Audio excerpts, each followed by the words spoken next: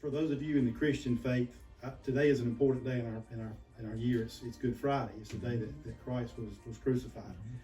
So thinking about all that, we were going to be here on Good Friday, helped me research the scriptures, and we found a verse from Mark chapter 8, verses 22 through 25. I just wanted to read it, and the parallel between this and what Dr. Gulani and his staff have done for my wife Jennifer, I just thought it was amazing, the parallel, and that these verses were made aware to me. I'll just read it to you. It just says, "And they came to Bethsaida, and some people brought to him a blind man and begged him to touch him. And in those days, the blind men were considered untouchables, and in Jennifer's case, no doctor wanted to touch her, so it was a parallel there. And he took the blind man by the hand and led him out of the village."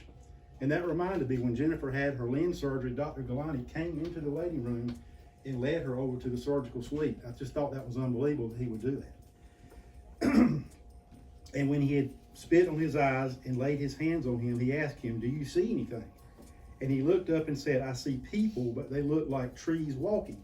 So this was kind of like stage one of her healing. It wasn't great in the beginning, like many of you are probably experiencing today.